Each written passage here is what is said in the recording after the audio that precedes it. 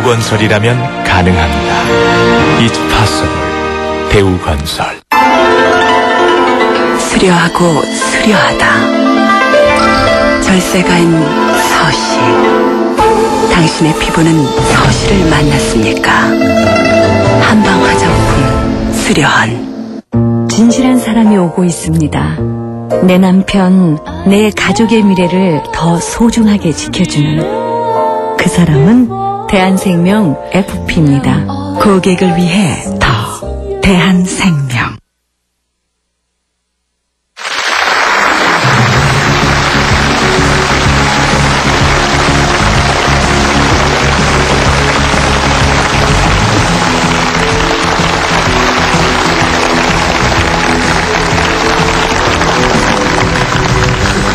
네, 감사합니다.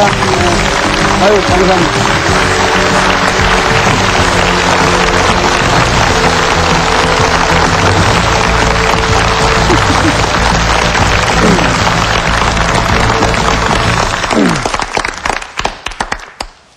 이렇게 텔레비 화면을 통해서 또다시 여러분들을 뵙게 되고 또 국민 여러분들을 이렇게 뵙게 돼서 정말 만감이 교차합니다.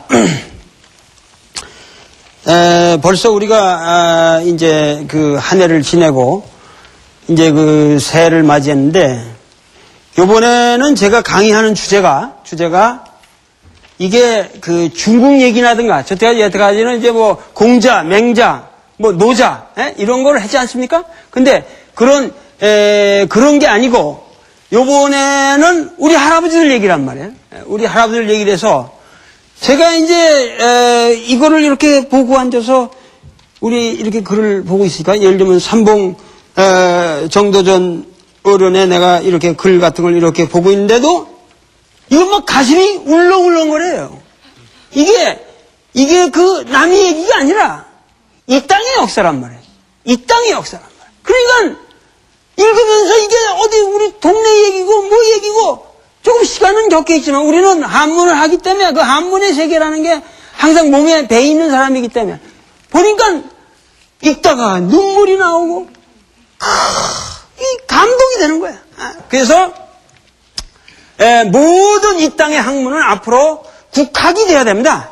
우리 이 국학이라고 하는 게 그만큼 중요한 건데 그래서 오늘 우리가 얘기하려고 하는 것은 이 국학이라고 하는 새로운 우리 학문의 풍토를 위해서 제가 이제 역사라는 거를 한번 전체적으로 한번 생각해 보려고 합니다. 이 역사라는 게 과연 뭐냐? 물론 이 지금 일어나고 있는 모든 일들이 다 역사죠. 지금 내가 이거 지금 하고 있는 것도 역사고 모든 게 지금 역사입니다. 근데 이게 지금 1월 5일 지금 11시 몇 분에 지금 이 시점의 역사만 우리가 다 적으려고 해도 대한민국 역사만 다 일어나고 있는 일만 다 적으려도 적을 수 있겠어요? 없겠어요? 뭐 여러분들이 기침하는 소리도 그럼 역사라고 적어야 할 거고 누가 한 거 다 적으려면 말이야. 이 시점에 그 역사를 적을 길이 없어요. 그러니까 이 역사라는 게 우리가 역사라는 게 모든 사실을 적는 건데 사실을 적는 건데 그 모든 사실이 역사가 될 수는 없단 말이에요. 예를 들면은 내가 이제 길거리 지나가다 오줌을 넣을 수 있지 않습니까? 옛날에는 길거리 지나가다 이제 길거리에서 초원에서 오줌 넣는 건 그건 숭이 아니에요. 그 비료도 되고 이제 그래서 길거리 지나다 오줌을 누우면은 그것도 하나 역사죠. 도올 김용옥이 이리 벌판에서 솜리 벌판에서 오줌을 누웠다. 근데 그거를 누가 나 역사라고 쓸 것 같진 않아요. 근데 이러면 내가 만약 갑자기 미쳤는지 내가 여기서 말이야 이렇게 하고서 여기서 오줌을 잘 놓았다고 생각해 보세요. 오줌을 넣었는데 또 카메라맨이 그걸 또 마침 잡았어요. 구라를 내걸고 이렇게 오줌을 놓고 있는데 그 방영이 나가버렸어. 근데 청와대에서 이러면 대통령이 그걸 보시고 계시다가 깜짝 놀래가지고 심장마비 와가지고 돌아가셨다. 그러면 말이에요. 같은 오줌을 그러니까 사실은 그 사실 자체는 돌이 오줌을 누웠다는 것밖에 없어요, 지금. 그죠? 일이 벌판에서 오줌을 누웠던, 여기서 누웠던 오줌 누는 건 그 오줌 누는 건데, 같은 오줌 누는 거라도, 예를 들면, 그렇게 해서, 예를 들면 대통령까지 돌아가셨다라고 할 적에는, 이게 뭐냐면, 역사적 사건이 되는 겁니다. 그죠? 요런 거를, 모든 역사라고 하는 건, historically significant event. 그러니까 역사적으로 의미 있는 것을 기록해요. 아시겠죠? 그러니까 historian, 사가라고 하는 거는 이 사실 자체를 다 기록할 수는 없어요. 여기서 역사적으로 의미 있는 것만을 적는다 그래서 그걸 사실이라고 그런다고 말해. 이 같은 사실이라도 다르다 그 말이야.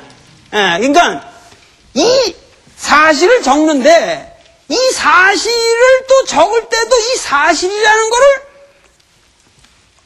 많이 또 역사적으로 의미 있다고 생각되는 것들이 많을 거 아니에요, 지금 이 순간에도. 근데 그걸 또 다 적을 수는 없잖아요. 근데 그 역사적으로 의미 있는 거를 또 적는데 역사, 그 사가의 관점이 들어간단 말이에요. 그거를 우리가 사관이라고 불러요. 그거를 이제 영어로 말하면 interpretation. 하나의 해석이란 말이에요. 역사에 대한 해석이 들어가. 그러니까 역사가의 사실은 어떤 경우에도 해석을 거치지 않은 사실은 없다는 거예요. 19세기에 랑케라는 사람이 B.S. eigentlich gewesen, 모든 역사를 있는 그대로 서술하자 하는 실증주의 사관을 내세웠다고 하지만 있는 그대로 역사를 기술할 수는 영원히 없는 겁니다. 여러분들이 지금 내가 여기 있는 사건을 다 기록한다 하더라도 여러분들 노트장에 적힌 사실이 다 다릅니다. 다 다릅니다 지금. 그러니까 그거를 반드시 인간의 주관이 개입 안 될 수가 없어요. 역사라는 건. 그래서 모든 역사에는 반드시 사관, interpretation이 들어가 있다. interpretation이 들어가 있는데 내가 옛날에 그 한국신학대학이라는 데를 들어갔어요. 고려대학을 다니다가 뜻이 있어서 내가 뭔가 그 깊은 학문을 해갔다 그러고서 생물학을 하다가 신학을 하겠다 그러고 기독교 신학을 공부하겠다 그러고 내가 그때 목사가 되려고 한국신학대학이라는 데를 들어갔단 말이에요. 근데 그때 마침 재미나게도 연세대학의 아주 사학의 대가이신 홍희섭 선생이 한국신학대학에 와서 국사 개론을 내 1학년 때 가르쳐 주셨다고. 그때 강의를 하시면서 뭐냐면은 나는 여러분들에게 한국 역사를 가르칠 생각이 없다. 한국 가르칠 수가 없다. 그러면서 하시는 말씀이 뭐라고 그러냐면 한국 역사가 어떻게 쓰여졌냐 하는 거를 내가 가르치겠다 그러시더라고. 한국 역사가 어떻게 쓰여졌냐는 거 그걸 알아야 된다 이거야. 왜냐면 역사는 사람이 쓰는 거기 때문에. 실제로 우리가 말하는 nation state, 국가를 단위로 해서 쓰는 역사는 모두가 20세기 겁니다. 19세기 말기부터 생겨나는 거거든요. 전 세계가 그래. 한국만 그런 게 아니라 많은 사람들이 한국은 역사를 갖다가 지금 와서 무슨 늦게 우리가 서양에 늦게 쓴 걸로 아는데 전 세계가 민족 국가의 민족사라고 하는 것은 20세기밖에 없어요. 20세기밖에는. 그런데 그래서 한국의 역사라고 하는 것도 이제 전체를 우리가 단군으로부터 오늘날까지 쓴다고 하는 거는 20세기부터나 가능해진 건데 조선 왕조가 끝나고. 그런데 그걸 제일 처음에 쓴 사람들이 누구예요? 한국 사람들이에요? 아닙니다.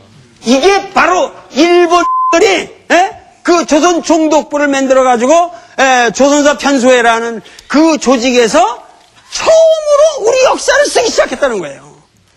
그래서 홍희섭 선생님이 그때 강의를 하신 내용이 뭐냐면은 조선 편수관들이, 조선사 편수관들이 그 이만희씨 류라든가 이런 그것들이 있거든요. 거기에 들어간 사람들이 되게 그 조선사 편수에 들어갔는데 이완용이 이런 사람들이 다 들어갔어요. 우리나라를 팔아먹은 사람들이. 그래가지고 그 사람들이 쓴 역사가 어떻게 역사를 썼냐 하는 역사 기술의 역사를 알아야 한다, 니들이.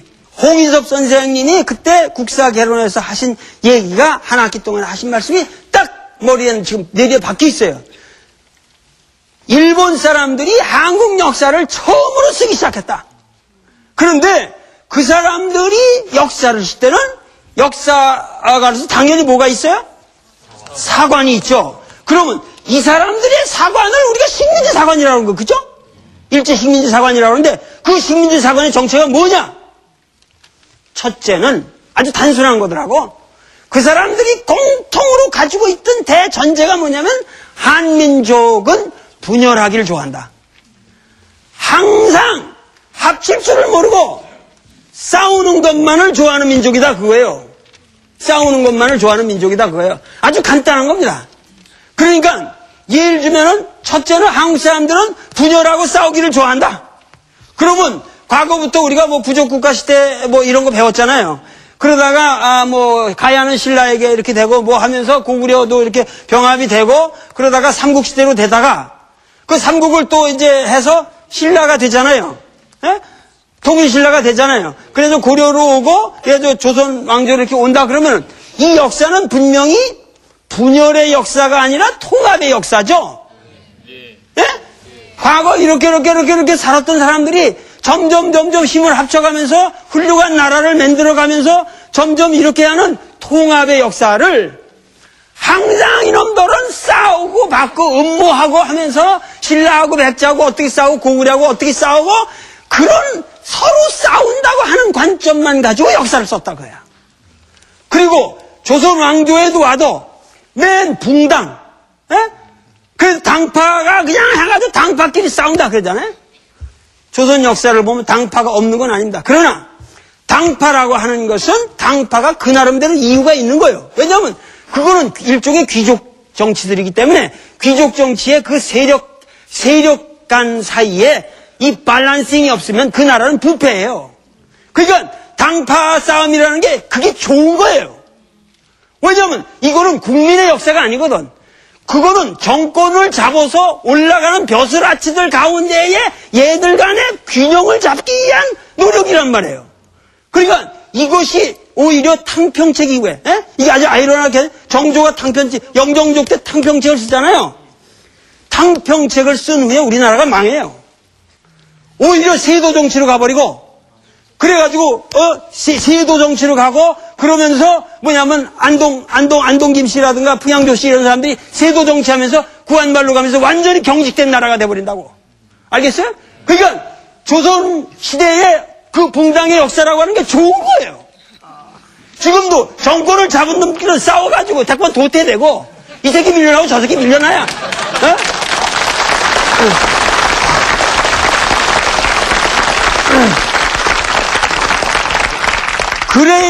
그래야 국민은 좋은 거예요.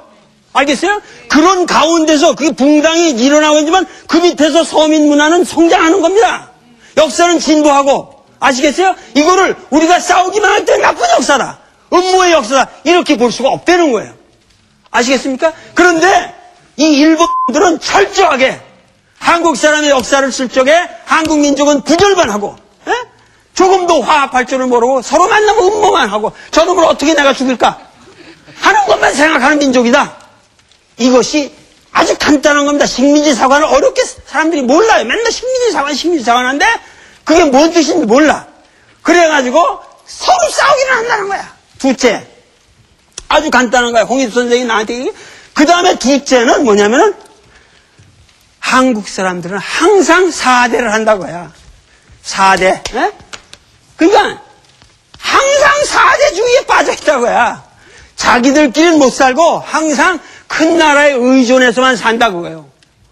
아시겠습니까? 큰 나라에 의존해서만 살기 때문에 4대를 하는 역사다. 4대를 하는 민족이다. 이게.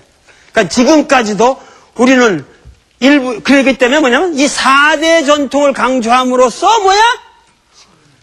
너희들은 같이 속으로 니들끼리는 서로 싸워서 못 사는 놈들이고 밖으로는 항상 기대에 사는 새끼들이니까 일본한테 기대에 사는 건 너무도 당연한 것이다. 이런 결론이 나오지 않습니까? 이렇게 함으로써 일제시대 때 역사를 그렇게 썼고 그래서 우리는 끊임없이 한국민족은 4대주의만을 일삼는 민족이다. 이런 것이 너무도 성공적으로 들어맞아가지고 오늘까지도 우리나라는 미국 없이는 못 사는 걸로만 생각해요. 지금까지도 우리는 뭐냐면 4대, 모든 게 4대예요. 미군이 들어왔다가, 미군이 나간다 그러면 이제 난리 나는 거예요. 그런데, 미군이 나가는 거는 우리 역사에 지금 바람직한 거는 아니지만, 나가지도 않을 왜 나간다고 뻥만 치는데,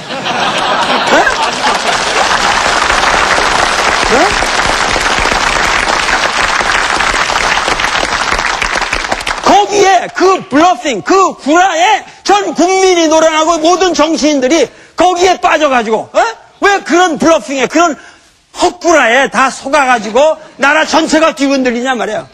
그러니까 이거는 잘못된 거 아니에요. 나는 보수 진보를 말하는 게 아닙니다.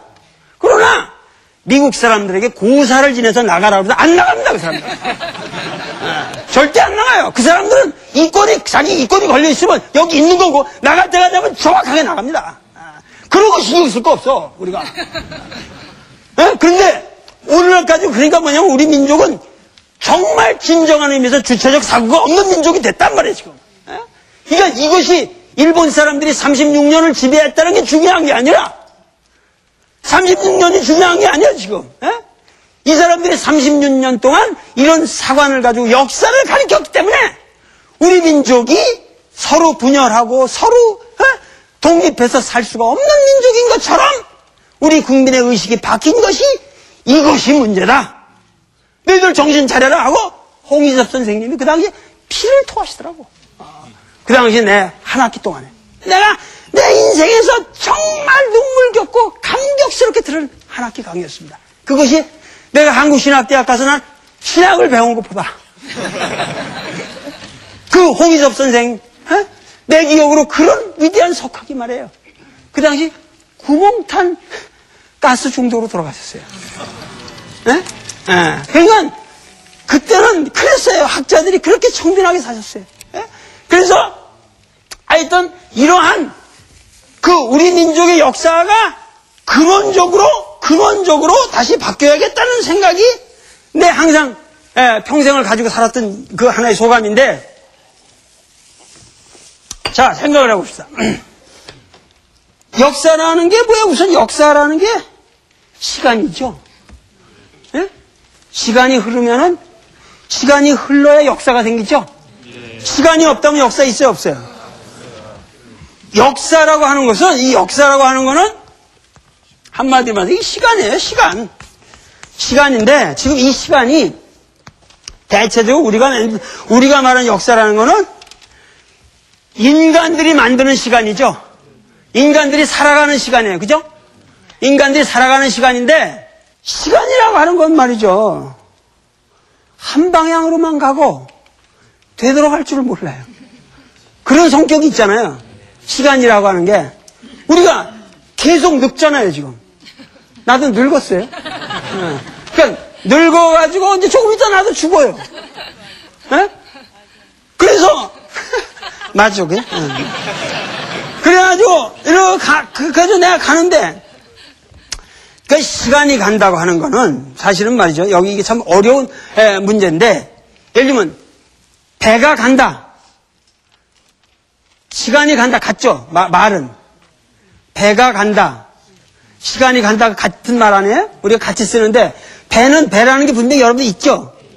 그 배가 있어가지고 그놈이 이동하죠? 근데 시간이 간다는 배 같은 게 있습니까? 여기 이제 이게 문제가 되는 거예요. 시간이라고 하는 게. 시간이라고 하는 거는 말이죠. 그 배가 있어서 배가 가는 것처럼 시간이 가는 건 아니에요. 그죠? 시간이라고 하는 거는 어떠한 의미에서 뭐냐면은 여기서 이 시간이 간다고 하는 거는 어떠한 변화를 인식하는 우리의 어떤 그 뭔가 틀을 말하는 거예요. 그렇기 때문에 시간이라고 하는 거는 인간의 모습을 닮아요. 인간의 생각의 모습을 닮는데 가장 중요한 게 시간의 모습이 나는 아주 간단하게 얘기합니다. 시간의 모습이 기본적으로는 이런 게 있죠. 이렇게 쭉 가는 거예요. 그냥.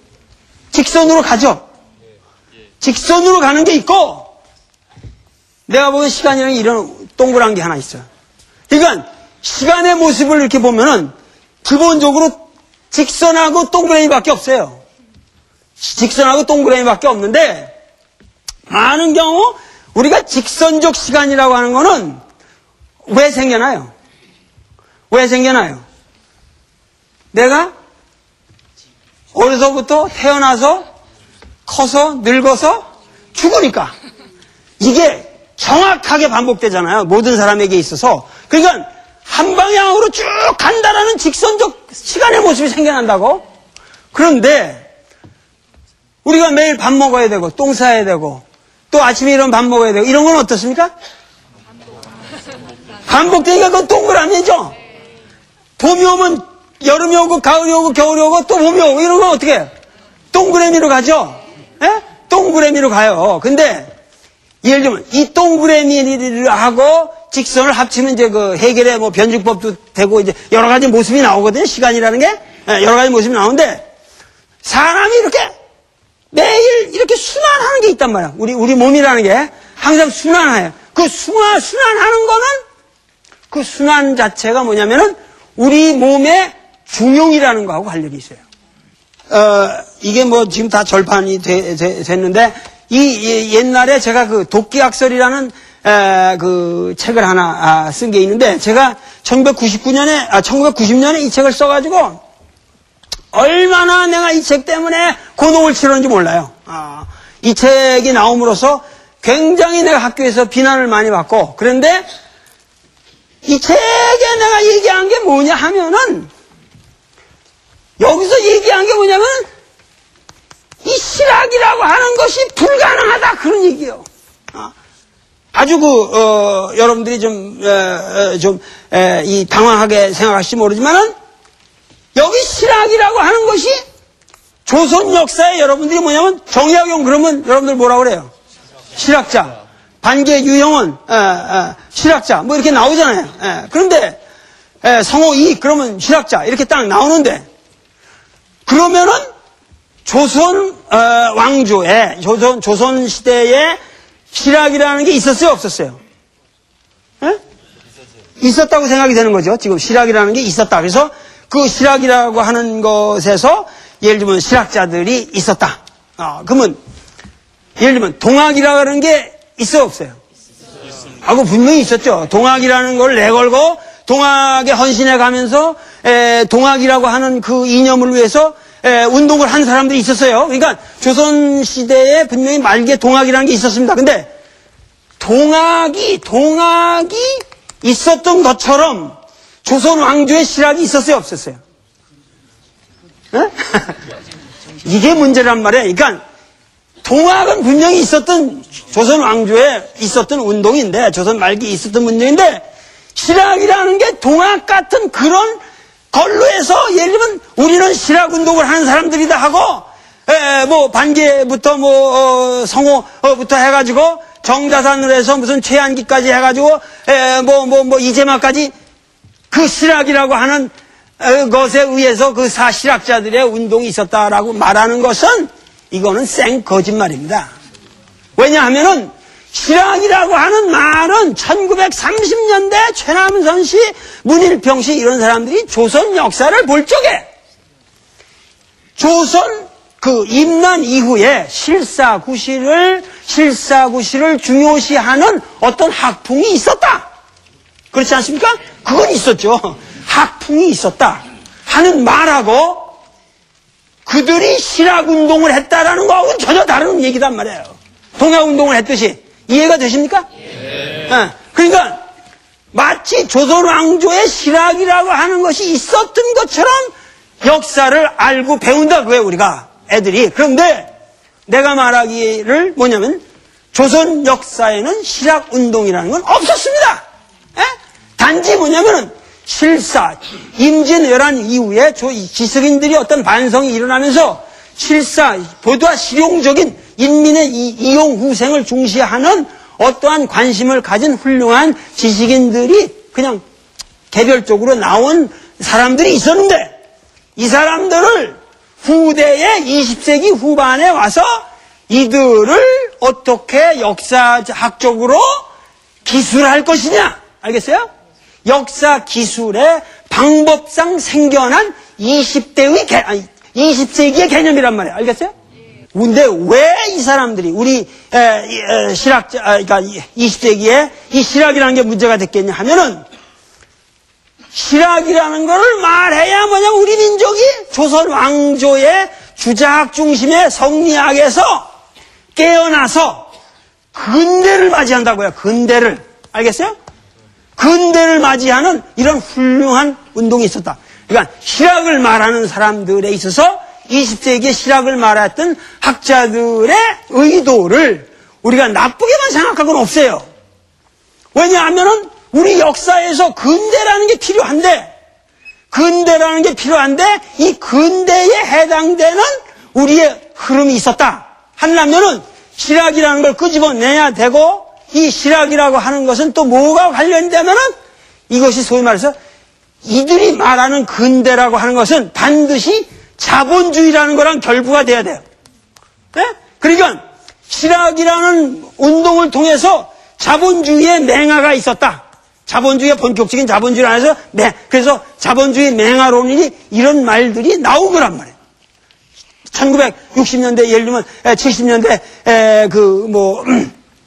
천관우 선생이라든가 한우근 선생 이런 분들이 해가지고 그러니까 그분들은 그분 나름대로 문제의식이 있는 건데, 문제는 왜 우리가 역사에 있어서 꼭 근대를 찾아야만 하느냐 하는 문제로 된단 말이에요. 왜? 이 근대라고 하는 것은 서양 사람들이 말하는 역사에 있어서 이 사람들은 서양 사람들이 얘기를 할 적에 반드시 근대를 얘기해야 되고, 이 근대가 서양 사람들이 말하는 어떠한 가치관에 의해서 자기들이 독점하고 있다고 생각하기 때문에, 그렇기 때문에 역사의 근대를 찾는 거예요. 그런데 이 근대라고 하는 문제가 자 보세요. 아까 이 역사를 내가 오늘 긴 말은 할 수가 없어요. 그러나 역사를 이렇게 우리가 직선으로 이렇게 우리가 간다고 볼 적에 여기가 지금 근대라고 보세요. 그렇죠? 근대가 여기일 수는 없죠. 여긴 뭐가 되겠어요? 고대가 되겠죠. 고대가 되고 여기가 뭐가 돼요? 중세가 된다고. 근데 우리가 고대, 중세, 근대로 이렇게 역사가 간다고 우리가 보고 있는데 이게 고대, 중세, 근대라는 말을 역사에서 꼭 써야 되느냐 그거야. 무슨 말이냐 하면은 이런 개념 속에는 말이죠, 여러 가지 한의가 들어가 있는데 고대, 중세, 근세로 올수록 역사는 유치한 데서 좋은 데로 갔다는 생각이 있어요. 분명히 있죠? 여러분들 고대 가서 살고 싶어요? 근세 가서 살고 싶어요? 여기서 살고 싶어요, 지금 여러분들이. 고대로 가면 뭐냐면 원시사회라고 그래, 이거를. 그런데 과연 그런 얘기가 정당하냐 이거야. 자, 내 인생을 보세요. 내가 20대, 30대, 40대, 50대, 그러면 지금 60대, 지금 내가 50대라 그러면 50대가 지금 근대 아니에요. 그럼 뭐 고대가 20대 정도, 10대 정도 될 거 아니에요. 그러면 내가 10대에 20대 내가 유치했습니까? 물론 어리긴 했다 그래도 그것이 가치적으로 내 인생을 돌아볼 적에 거기가 나빴다고만 내 생각할 의미가 없다 그거야. 그죠? 내 중세가 나빴냐? 이렇게 말할 수 없다는 얘기예요. 근데 역사를 말할 때 이런 얘기를 하는 사람은 암암리에 여기에 가치관이 들어가 있단 말이에요. 왜냐? 서양 사람들은 근대에서 자기들이 이 세계를 지배했다고 생각하기 때문에 이 서양식 근대가 없는 너희들은 다 유치한 놈들이다 그거야. 무슨 말인지 아시겠습니까? 그래서 거기에 대한 컴플렉스 때문에 우리나라 학자들이 20세기 학자들이 우리 역사에서 피눈물 나게 근대를 찾으려고 그랬던 거예요. 그런데 왜 이게 문제가 되냐면은 고대, 중세, 근대에서 왜 이게 문제가 되느냐면은 이게 내 미칠 노릇이야. 이런 얘기가 내가 이런 얘기를 하면 화가 나는데 어느 누구도 역사학자 어느 누구도 이런 말을 한 사람이 없어요. 어느 누구도 이런 말 한 사람이 없어요. 그래서 내가 이게 피눈물 나는데 이 책 썼다가 얼마나 욕을 먹고 내가 항상 김용옥 죽일 놈이라고 말이야. 내 제자 새끼들도 이 책을 갖다 인용을 못해. 다 써. 내 이게 한 5만 부가 우리나라 한 5만 부가 나간 책인데 이 책에 뭐냐면은, 이 전부 그 당시만 이 책을 받아들이면 자기들이 여태까지 주장한 모든 역사에 대한 생각이 다 무너져 버리기 때문에 이 책을 받아들일 수가 없는 거예요. 그래가지고 다 보면서도 레퍼런스에다 한 줄을 안 써, 이 새끼들이. 이렇게 비겁한 거야. 우리나라 역사학이라는 건데, 이제는 새 시대가 왔어요. 에? 다 무너진다고, 지금. 에? 그러니까, 우리가 새롭게 역사를 봐야 한다는 거야, 이거는. 자, 보세요. 이 고대, 중세, 근대라고 하는 거는, 원래 뭐냐면은, karl 마크스가 근세로 오면서 뭐냐면, karl 마크스가 역사를 발전 단계로 이렇게 해서 5단계서를 만들었단 말이에요. 그래가지고 이건 원시공산제, 그 다음에 뭐죠?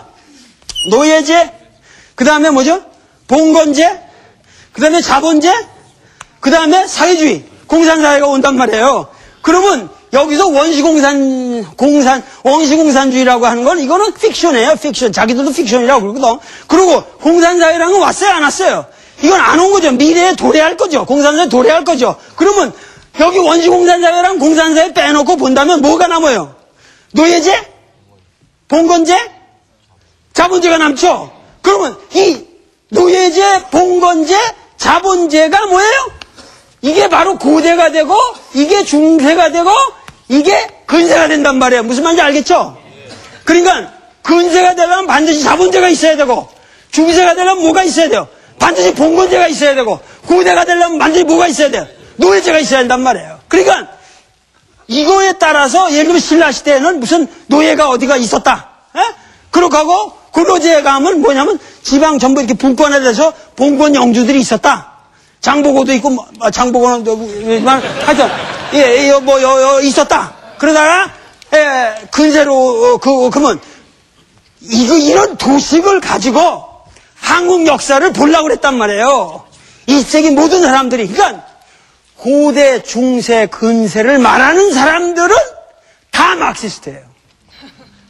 모든 사람들이 이게 굉장히 중요한 문제거든요. 그런데 암암리에 이걸 얘기를 하면서도 이 틀에서 벗어나는 사람이 없어요. 무슨 얘기냐면은 봉건제라고 하는 건 무슨 얘기냐면 봉건제라는 거는 조폭. 봉건제라는 건 조폭이에요, 조폭. 조폭이라는 건 뭐냐면 구역을 떼주잖아요. 야, 연마, 넌 어느 구역 맡아? 넌 어느 구역 맡는데 조폭들의 세계는 뭐냐면은 반드시 그 지역에 칼을 준다고. 그 지역을 맡은 놈들은 지가 칼 집으로 지가 다 해놓은 거야. 그죠? 예? 그러니까 뭐냐면 정치, 군사, 경제가 완전히 독립되는 어떤 단위를 나눠준단 말이에요. 분봉이라고 그래, 그거를. 알겠어요? 그래가지고 그놈들하고 오야분, 꼬분 관계가 성립돼야 된단 말이에요. 그 일본말로 오야분, 오야꼬라는 거 아시잖아요. 오야분하고 꼬분이, 그러니까 봉건이라고 하는 거는 뭐냐면은 여기 중앙에 천자 같은 게 하나 있고 왕이나 천자 같은 게 있고 얘들이 띄워준단 말이에요, 땅을. 에? 그러면 얘들이 이게 하나의 나라들이에요. 아주 독립된 나라들이에요. 그러면 얘들은 여기에 완전히 영주들이 왕처럼 살아요. 근데 여기는 얘들 가운데 서로 여기에다 충성하게끔만 얘들의 밸런스를 유지하는 독특한 체제예요. 이런 독특한 체제가 예를 들면은 우리나라에 근대를 얘기하려면 근대 이전에 반드시 중세가 있어야 되잖아요. 그러면 이런 게 우리나라에 있느냐 이거야. 중세 봉건제가 있냐. 우리나라는 조선 왕조를 얘기할 때 모든 사람이 조선 봉건 윤리에 젖어서 살지 마라 이런 얘기를 한다고. 조선 봉건 사회. 웃기는 얘기야. 조선이 어떻게 봉건 사회예요. 봉건 사회면은 이도령이하고 춘향이가 그렇게 복잡하게 얽히질 않아요. 왜냐면 변사또가 거기서 칼질해버리지 이 새끼. 그렇잖아요. 예를 들면 이도령이가 반드시 변사또를 치기 위해서는 그 어려운 시험을 봐서 중앙에 가서 관리가 돼서 그 변사또를 벌할 수 있는 마패를 얻어와야 치잖아요. 그러니까 이건 완벽한 중앙 관료 체제란 말이에요. 이건 봉건이 아니란 말이에요. 봉건이라는 건 남원에서 칼질이끼리 싸우는 거야, 지들끼리. 변사또, 야, 이 새끼 왜 내 색시 가지고 네가 지랄하냐 하고 그냥 거기서 이렇게 결투해야 되는 거예요. 그게 봉건제라면은. 이해가 가시죠? 세상에 이런 봉건 제도가 인류 사상 3개밖에 없습니다. 하나는 중국의 주나라 천자의 하와 제후, 노나라니 뭐 이런 제나라니 이런 거 있죠? 이게 전부 봉건 제후국들을 주나라 천자가 컨트롤한, 그래서 순행을 하고 이게 하나가 있었고, 둘째는 뭐냐? 서양의 중세 봉건이 있었다고. 서양 중세 봉건이 있었고, 세 번째는 뭐냐면 일본의 에도 막부가 있었다고. 그 외에는 봉건이라는 거 없습니다. 인류 사상 어느 곳에도 없습니다. 마야 문명도 없고 잉카 문명도 아무도 없어요, 이런 게. 그런데 무슨 얘기냐면은 이 근대 일본들이 서양 문물을 들여왔잖아요. 서양 문물을 들여와가지고 명치유신을 하고 왔으니까 명치유신을 오히려 중앙집권제를 만들었다고. 그래서 동경대학 만들고 이렇게 해가지고 만들었잖아요. 그래가지고 내가 동경대학을 다녔지만 하여튼 그 동경대학에서 그렇게 해가지고 만들었는데, 그 일본들이 만든 메이지유신을 통해서 만든 근대 이전에 걔들은 뭐가 돼요? 에도 막부라는 게 뭐가요? 봉건제도잖아요, 그게. 그러니까 서양 역사 패턴에 기맥히게 맞는단 말이에요. 그러니까 이놈들이 명치유신을 하고 우리나라를 먹잖아요. 에? 그 정한론을 한 무슨 사이고 닭가모리나 이런 사람들이 먹잖아요. 그러면 그 뒤로 와서 그래서 그 한국을 먹고 보니까 한국은 조선 왕조라는 건 자기들이 명치유신을 통해서 만들려고 하는 시스템이 이미 조선 왕조에 돼 있던 나라예요. 그런데 얘들은 뭐냐면 얘들이 역사를 쓰면서 자기들이 개혁한 일본 식민지부터가 니들의 근대고 그 이전엔 봉건이다, 그렇게 되는 거예요. 그러니까 조선 왕조가 봉건이 되는 거예요, 억울하게. 그런데 한국은 봉건이라는 나라가 봉건 제도가 없어요. 그렇기 때문에 근원적으로 고대, 중세, 근대라고 하는 이런 개념이 들어맞지도 않을 뿐더러 도대체 왜 우리가 우리의 역사를 고대, 중세, 근대라고 하는 좁은 틀 속에서 봐야 되느냐 이거야. 일본에는 유자라고 하는 게 대개 사무라이들이에요. 에도 막부에는. 그러니까 이 사무라이라든가 초린, 되게 상인이에요, 상인. 초린들이라고, 이 정인이라고 하는 사람들, 이 초린이들이 전부, 이게, 에도에는 유자가 되고, 이 사람들이, 그 뭐냐면, 코가쿠라고 그래서, 오기우소라이라는 사람이 이 코가쿠라는 걸 통해서 뭐냐면, 일본의 근대적인, 그 학문을 발전시켰는데, 이게 철저하게 반주자학적인 학문이에요. 주자학을 완전히 때려 엎는 학문이거든요? 예? 그런데 그래가지고 이게 뭐냐면 이것이 일본의 국학으로 발전을 하고 여기서 뭐 미토가쿠니 뭐 이런 학문이 나오면서 이것이 명치유신에 이게 그 뼈다귀가 되거든요. 그러면서 이 사람들을 뭐라고 하냐면 이 사람들이 자기들을 가리켜서 지스가쿠라고 그래서 시락이라고 그랬어요, 이 사람들이.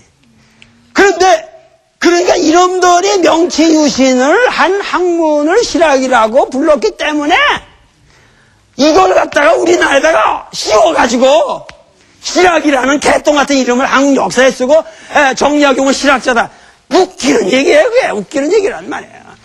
이런 얘기를 하면은 이게 많은 사람들이 나를 또 비판할 때지만 이거는 뭐냐면 일본 식민지 사관의 아주 정통적인 오류입니다, 이거는. 일본 식민지 사관이 우리 역사를 왜곡시킨 아주 중요한 오류란 말이에요. 그러니까 이 말은 뭐냐면 내가 이런 말을 하면 그러면 왜냐면 중요한 게 뭐냐면 실학자라고 그러는 사람이 되려면 뭐가 되냐면 자본주의 맹아론과 관련이 돼야 되고 둘째 뭐 해야 돼요?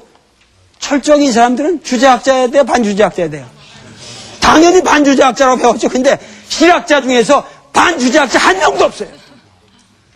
전부 정통 주제학자입니다. 저 정약용 같은 사람도 그 사람이 주자의 학설을 부분적으로 구성하는 사람도 있지만 전부 주자학의 틀 속에서 논어를 다 해석하고 그런 사람들이에요. 그러니까 어떻게 해서 그런 틀이 맞냐 이거야. 그러니까 이게 도무지 맞는 틀이 아니고 자 그러면 그럼 당신은 어떤 사람 한 번에 나보고 그러면 그럼 주자학이 그러면 근대란 말이요. 그리고 나한테 묻는다고? 왜 주자학이 근대 학문이 못 돼요? 그거는 어떻게 해석을 하느냐는 문제지. 그리고 왜 우리가 주작이 근대라고 근대의 자격이 있느냐를 묻기 전에 왜 우리가 근대라고 하는 것을 역사에 추구해야 되느냐 하는 근원적인 문제를 제시해야 되고, 이러한 문제는 뭐냐면 우리 민족이 지금 너무도 뭐냐면은 근대라고 하는 이것 때문에 전부 뭐냐면 자비가 맺어져 있다는 얘기야. 그리고 우리는 20세기를 통해서 뭐냐면 어떻게 하면은 근대의 모델을 빨리 만들어 가느냐 하는 데에 우리는 20세기를 살아온 민족입니다. 그래서 서양 학문들을 우리가 죽도록 공부했고, 나도 공부했잖아요. 그리고 서양의 이런 모든 학문을 우리가 죽도록 공부하고, 과학도, 그러니까 서양의 종교, 과학, 제도, 민주제도, 예술, 모든 걸 다 20세기를 통해서 들여온 건 뭐냐면 빨리 근대적 민족이 되기 위해서. 그런데 문제는 근대라고 하는 것은 근대라는 거를 얘기하기 전에 어떠한 인간이 참으로 근대적인 인간인가를 말해야 됩니다. 서양놈같이 되는 게 근대적 인간입니까? 내가 무엇이 근대적 인간이냐고 하는 인간에 대한 아무런 탐구가 없이 역사학자들은 그저 무슨 자본주의 맹아 하다 보니까 무슨 저기랑 뭐 보부상까지 들쳐가지고 뭐 하고 개성상인이 어떻고 이런 거 가지고 우리가 역사를 얘기할 수는 없다 그거예요. 그러니까 근원적으로 우리 역사를 나는 다시 한번 있는 그대로 봐야 되는 동시에 우리 역사는 뭐냐면은 너무도 그러기 때문에 역사를 바라보는 틀이 역사 밖에 있었다 그거예요. 그러니까 우리 역사가 오늘 당면하고 있는 오늘의 문제를 우리 역사 속에서 역사의 비전을 발견하고 우리 역사 자체 내에서 그 역사가 추구했던 목표를 제각기 다른 가치의 척도를 가지고 봐야지 하나의 역사가 시간이 지날수록 더 위대한 역사가 됐다든가 이 역사는 반드시 고대, 중세, 근대로 나눠져야 된다든가 이따우 썩어빠진 사관에 의해서 역사를 볼 수는 없다 이거예요. 이제는 완전히 새롭게 봐야 되고 그것은 뭐냐? 우리 민족이 근원적으로 우리 역사에 대해서 자긍심을 갖는 거다. 무슨 얘기냐면 크로체라는 사람이 모든 역사는 현대사라고 그랬습니다. 그러니까 고조선을 가도 고조선에서 사는 사람들이 우리보다 더 개화된 사람일 수도 있다는 얘기야. 더 컨템포러리한 사람도 있을 거. 무슨 얘기냐면은 모든 역사는 현대사라고 하는 것은 우리가 앞으로 한국의 역사를 볼 적에 세계사를 바라보는 그러한 관점에서 컴플렉스에 젖어서 바라보지 말고 모든 역사를 오늘 우리 현대에서 유익한 것이 있으면 우리와 동시대 역사로 나는 그것을 인정해야 된다는 얘기예요. 동시대적인 가치 속에서 이해를 해야 된다는 얘기예요. 그걸 갖다가 고대다 중세다 중세 사회는 전부가 이게 기독교 사회처럼 종교적인 사회고 이렇게 볼 수가 없다는 얘기예요. 그러니까 이러한 얘기는 무슨 얘기냐 하면은 결국은 오늘날 우리가 우리 자신에 대해서 보다 깊은 자신감을 가져야 되고 그리고 우리 역사는 끊임없이 근대를 갖다가 서양적인 근대를 얘기하지 않아도 서양 역사의 근대사가 성취한 거의 모든 것을 단시간에 성취했습니다. 한국의 민주주의 나는 세계에서 한국처럼 이렇게 민주주의가 잘 이루어지고 있는 나라가 없다고 생각합니다. 영국을 가봐도 영국의 민주주의가 우리보다 나을 것 같아요. 지금 여러분들은 아마 여기 있는 분들이 전부 반 이상이 노무현 대통령을 뽑으셨을 거예요. 그죠? 그러고 나서 많은 사람들이 대통령 잘 못 뽑아보다 이러고 생각하고 있어요. 말도 안 되는 소리야, 말도 안 되는 소리. 그것은 노무현 대통령은 어떻게 됐든지 간에 우리가 생각하는 대통령의 상에서 벗어난다 할지라도 그것은 새로운 역사를 지금 구현해 나가고 있고 그런 역사를 해서 민주제도가 지금 정착되어가는 과정에서 나는 그러니까 우리는 너무도 20세기를 통해서 어떠한 보편, 그러니까 근대라는 걸 통해서 우리가 인류가 추구했던 보편적 가치를 추구하려고 노력했습니다. 민주주의가 됐든 과학이 됐든 모든 면에서 보편적 가치를 추구하려고 노력해온 이 노력은 가상한 겁니다. 그러나 21세기를 맞이하는 우리에 와서는 이제 근대가 문제가 아닙니다. 우리한테는. 근대가 문제가 아니고 어떻게 하면 우리가 우리의 바른 이상대로 바른 역사를 만들어갈 수 있느냐, 그리고 이러한 역사 속에서 사는 인간들이 얼마나 훌륭한 인간으로서 평가받을 수 있느냐 하는 것만을 우리는 생각하면 된다는 거예요. 그런 고민만 하자는 거예요. 그리고 지금 정치적으로는 여러 가지 혼돈이 있는 것처럼 봬도 이런 정치적인 혼란이라는 것이 결코 역사의 후퇴가 아니라 근원적인 어떤 파라다임의 변화가 일어나고 있는 거예요. 그렇기 때문에 우리 역사는 정말 세계사에서 어느 민족에도 부럽지 않은 우리의 도덕적인 이상을 구현하는 민족이다. 그런 의미에서 이러한 위대한 역사를 우리에게 안겨준 조상들의, 우리 조상들이 과연 어떻게 생각해왔느냐. 여태까지는 우리 조상들을 생각할 때 항상 그 사람들의 무슨 역사적 사건을 통해서만 우리가 이해를 했는데, 그 사람들이 과연 어떤 생각을 하는 사람들이냐 하는 것을 제가 이 시간을 통해서 그분들의 쓴 글을 직접 여러분들과 읽어가면서 이분들이 어떠한 생각을 하신 분들이라고 하는 모습을 여러분들에게 있는 그대로 보여드리려고 노력을 하겠습니다. 그러니까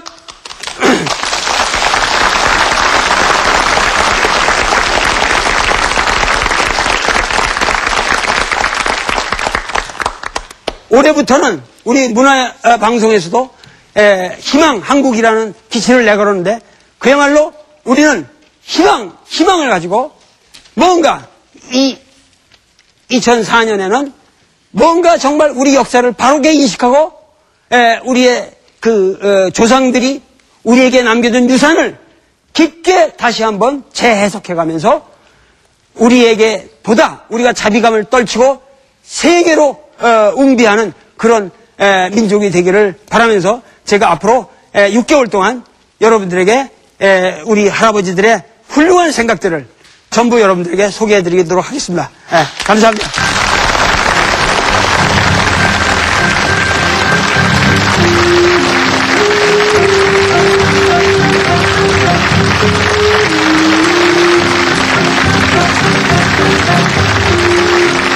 풍토를 위해서 제가 이제 그 역사라는 거를 한번 전체적으로 한번 생각해 보려고 합니다. 이 역사라는 게 과연 뭐냐?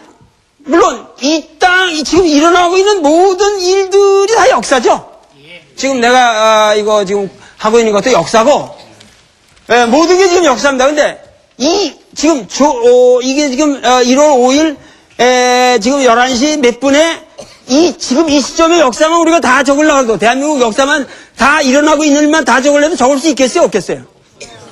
뭐 여러분들이 기침하는 소리도 그럼 역사라고 적어야 할 거고, 누가 하는 거 다 적으려면 말이야. 이 시점에 그 역사를 적을 길이 없어요. 그러니까 이 역사라는 게 우리가 역사라는 게 모든 사실을 적는 건데, 그 사실을 적는 건데 그 모든 사실이 역사가 될 수는 없단 말이에요. 예를 들면은 내가 이제 길거리 지나가다 오줌을 넣을 수 있지 않습니까? 그냥 옛날에는 길거리 지나가다 이제 길거리에서 그 초원에서 오줌 넣는 건 그건 숭이 아니에요. 그 비료도 되고 이제 그 길거리 지나가다 오줌을 넣으면은 그것도 하나 역사죠. 도올 김용옥이 어디 이리 벌판에서 솜리 벌판에서 오줌을 넣었다. 근데 그거를 누가 나 역사라고 쓸 것 같진 않아요. 근데 이러면 내가 만약 갑자기 미쳤는지 내가 여기서 말이야 이렇게 하고서 여기서 오줌을 잘 넣었다고 생각해 보세요. 오줌을 넣었는데 또 카메라맨이 그걸 또 마침 잡았어요. 구라를 내걸고 이렇게 오줌을 넣고 있는데 그 방영이 나가버렸어. 근데 청와대에서 이러면 대통령이 그걸 보시고 계시다가 깜짝 놀래가지고 심장마비가 가지고 돌아가셨다. 그러면 말이에요. 같은 오줌을 그러니까 사실은 그 사실 자체는 돌이 오줌을 누웠다는 것밖에 없어요, 지금. 그죠? 이리 벌판에서 오줌을 누웠던, 여기서 누웠던 오줌 누는 건 그 오줌 누는 건데, 같은 오줌 누는 거라도, 예를 들면, 그렇게 해서, 예를 들면 대통령까지 돌아가셨다라고 할 적에는, 이게 뭐냐면, 역사적 사건이 되는 겁니다. 그죠? 요런 거를, 모든 역사라고 하는 건, historically significant event. 그러니까 역사적으로 의미 있는 것을 기록해요. 아시겠죠? 그러니까 historian, 사가라고 하는 거는 이 사실 자체를 다 기록할 수는 없어요. 여기서 역사적으로 의미 있는 것만을 적는다 그래서 그걸 사실이라고 그런다 그 말이에요. 이 같은 사실이라도 다르다 그 말이야. 그러니까 이 사실을 적는데 이 사실을 또 적을 때도 이 사실이라는 거를 많이 또 역사적으로 의미 있다고 생각되는 것들이 많을 거 아니에요, 지금 이 순간에도. 근데 그걸 또 다 적을 수는 없잖아요. 근데 그 역사적으로 의미 있는 거를 또 적는데 그 사가의 관점이 들어간단 말이에요. 그거를 우리가 사관이라고 불러요. 그거를 이제 영어로 말하면 interpretation. 하나의 해석이란 말이에요. 역사에 대한 해석이 들어가. 그러니까 역사가의 사실은 어떤 경우에도 해석을 거치지 않은 사실은 없다는 거예요. 19세기에 랑케라는 사람이 B.S. eigentlich gewesen, 모든 역사를 있는 그대로 서술하자 하는 실증주의 사관을 내세웠다고 하지만 있는 그대로 역사를 기술할 수는 영원히 없는 겁니다. 여러분들이 지금 내가 여기 있는 사건을 다 기록한다 하더라도 여러분들 노트장에 적힌 사실이 다 다릅니다. 다 다릅니다 지금. 그러니까 그거를 반드시 인간의 주관이 개입 안 될 수가 없어요. 역사라는 건. 그래서 모든 역사에는 반드시 사관, interpretation이 들어가 있다. interpretation이 들어가 있는데 내가 옛날에 그 한국신학대학이라는 데를 들어갔어요. 고려대학을 다니다가 뜻이 있어서 내가 뭔가 그 깊은 학문을 해갔다 그러고서 생물학을 하다가 신학을 하겠다 그러고 기독교 신학을 공부하겠다 그러고 내가 그때 목사가 되려고 한국신학대학이라는 데를 들어갔단 말이야. 근데 그때 마침 재미나게도 연세대학의 아주 사학의 대가이신 홍희섭 선생이 한국신학대학에 와서 국사 개론을 내 1학년 때 가르쳐 주셨다고. 그때 강의를 하시면서 뭐냐면은 나는 여러분들에게 한국 역사를 가르칠 생각이 없다. 한국 가르칠 수가 없다. 그러면서 하시는 말씀이 뭐라고 그러냐면 한국 역사가 어떻게 쓰여졌냐 하는 거를 내가 가르치겠다 그러시더라고. 한국 역사가 어떻게 쓰여졌냐는 거 그걸 알아야 된다 이거야. 왜냐면 역사는 사람이 쓰는 거기 때문에. 실제로 우리가 말하는 nation state, 국가를 단위로 쓰는 역사는 모두가 20세기 겁니다. 19세기 말기부터 생겨나는 거거든요. 전 세계가 그래. 한국만 그런 게 아니라 많은 사람들이 한국은 역사를 갖다가 지금 와서 무슨 늦게 우리가 서양에 늦게 배우건설이라면 가능합니다. It's possible. 배우건설. 수려하고 수려하다. 절세가인 서시. 당신의 피부는 서시를 만났습니까? 한방 화장품 수려한. 진실한 사람이 오고 있습니다. 내 남편, 내 가족의 미래를 더 소중하게 지켜주는 그 사람은 대한생명 FP입니다. 고객을 위해 더 대한생명.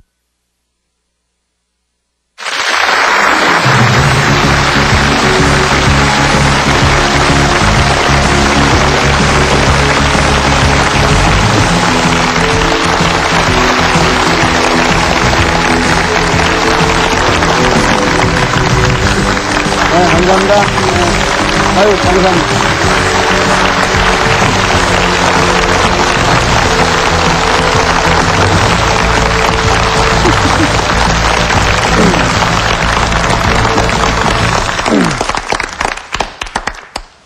이렇게 텔레비 화면을 통해서 또다시 여러분들을 뵙게 되고 또 국민 여러분들을 이렇게 뵙게 돼서 정말 만감이 교차합니다.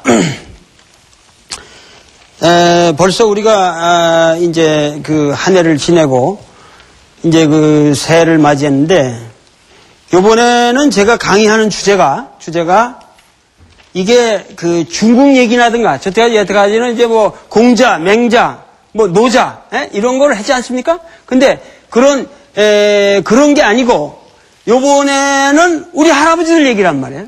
우리 할아버지들 얘기를 해서 제가 이제 이거를 이렇게 보고 앉아서 우리 이렇게 글을 보고 있으니까 예를 들면 삼봉 정도전 어른에 내가 이렇게 글 같은 걸 이렇게 보고 있는데도 이거 막 가슴이 울렁울렁거려요. 이게 그 남의 얘기가 아니라 이 땅의 역사란 말이에요.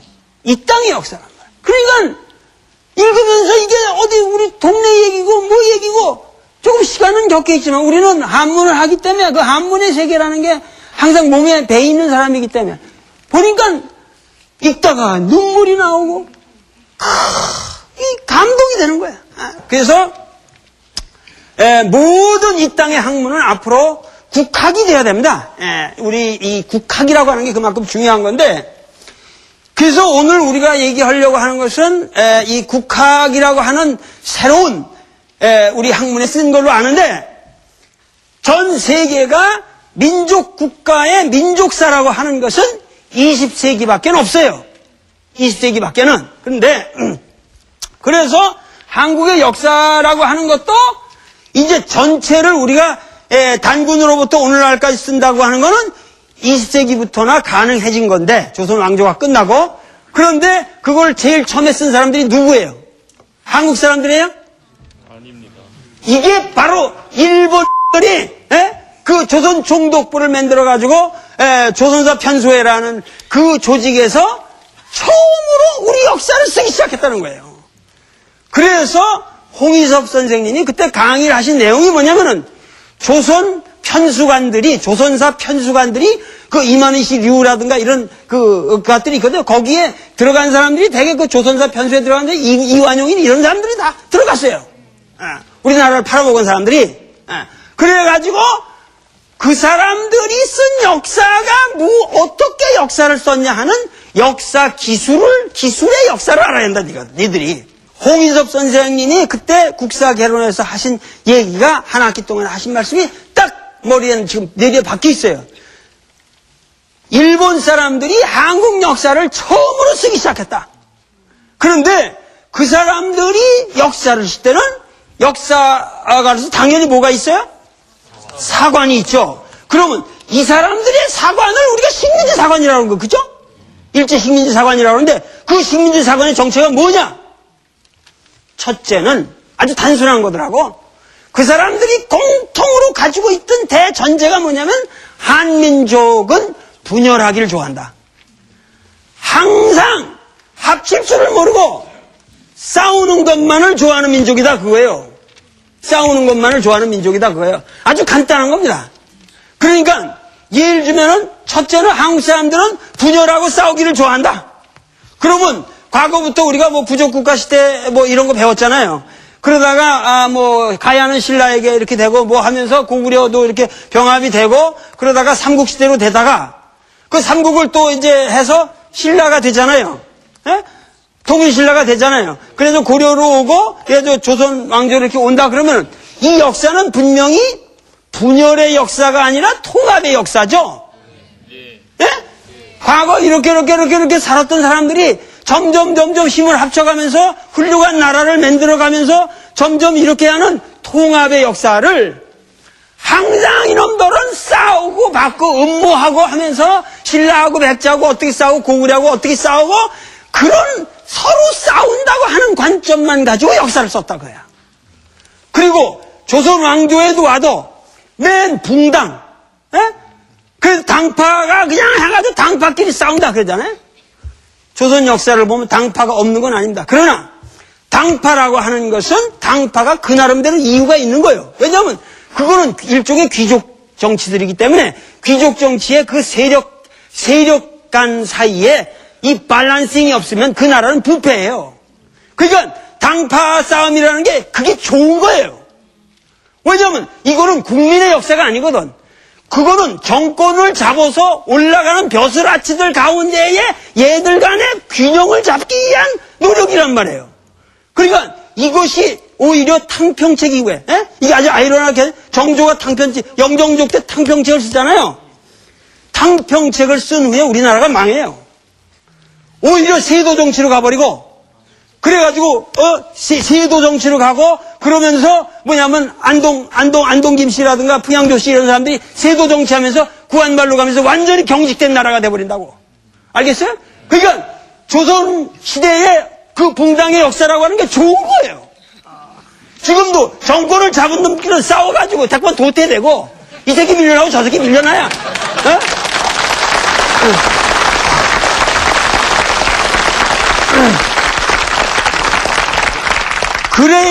그래야 국민은 좋은 거예요.